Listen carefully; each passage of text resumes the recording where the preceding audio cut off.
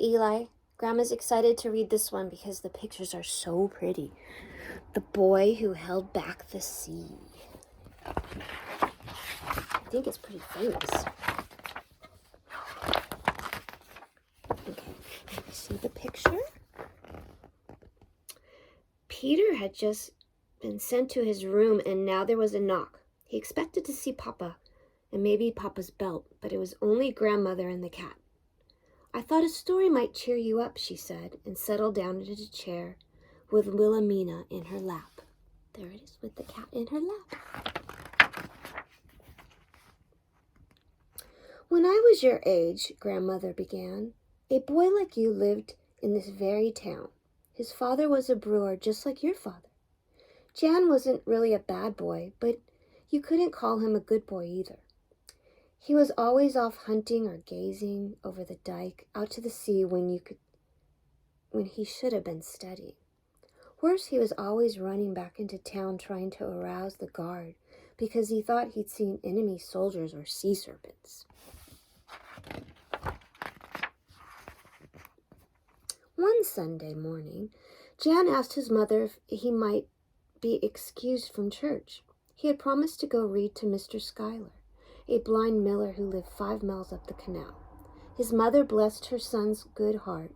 She sent him off with a splendid lunch and Mr. Schuyler's favorite rhubarb pie. The boy's dog trotted along with him. There he is saying, "Bye, Mom. Goodbye."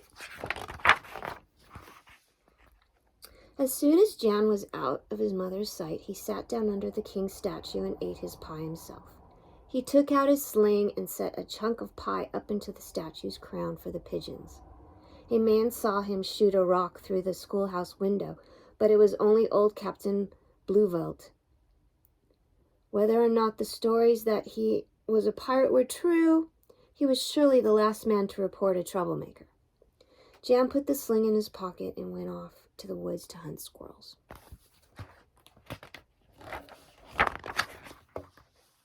The boy didn't much care for the lunch his mother had worked so hard on.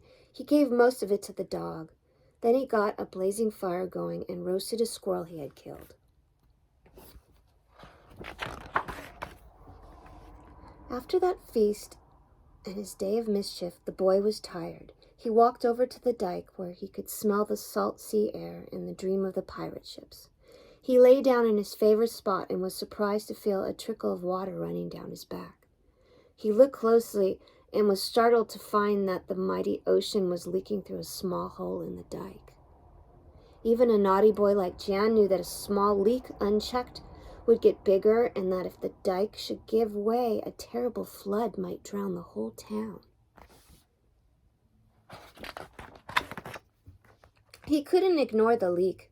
Jan knew he'd be in trouble if his mother found out that he'd never gone to Mr. Schuyler's, but still he ran back to get help. He found the constable talking with the schoolmaster and shouted that the dam was leaking. But the constable just told him to go back to watching the sea monsters, and the schoolmaster said that lying boys who didn't go to church always came to bad ends. When Jan kept insisting that it was true, the constable finally sent him back up the dike and promised to bring help. But when the boy and his dog got back to the dam, there was nobody following them, and the leak had gotten worse. The hole was still small, but the flow was more than a trickle now. Jan tried to pack it with a handful of dirt, but a moment later it came spurting out.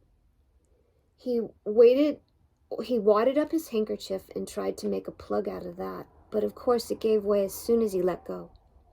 If he could only hold back the water for a few minutes until help came. He wrapped this handkerchief around his finger and dug it into a tiny gap in the earthen wall. The sun was going down, but for now at least, the flow had stopped. You can see there he is. He's plugging up the hole. Look how pretty that picture is. Storm clouds were gathering and the evening was turning cold. Jan had given up on the constable and the schoolmaster, but he was sure that someone would come along. He remembered the stories he'd read of faithful dogs fetching help for their wounded masters, but he was glad that his dog was still at his side. The hand that held back the sea was numb, but the boy hugged the dog with his free arm. "Someone will come soon," he said, "and think what heroes will be." But he wasn't sure he believed himself.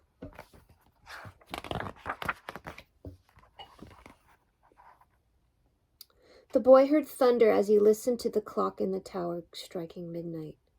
Then he heard footsteps. The dog growled as lightning lit up a face.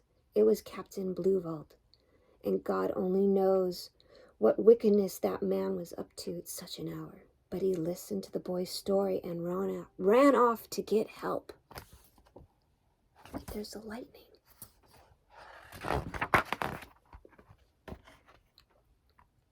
The captain stumbled into town, shouting for the guard.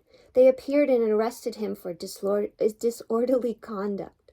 The constable suggested that perhaps this was the man who went around breaking glass while good people were in church. Jan's mother heard the noise and came to her window. She was angry that her son had spent the night out without permission, and she said a prayer that he wouldn't grow up to be like the man the night watch was leading away. Oh, they got the wrong man.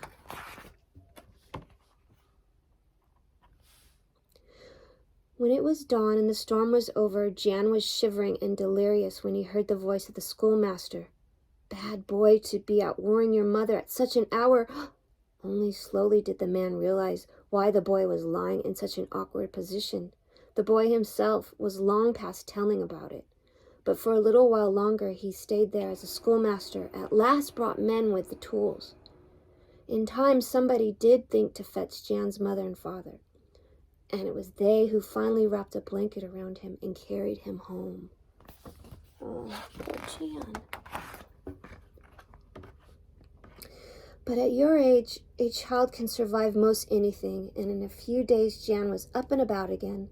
The town held a great festival to honor the young hero, who had saved everybody from the worst flood since Noah.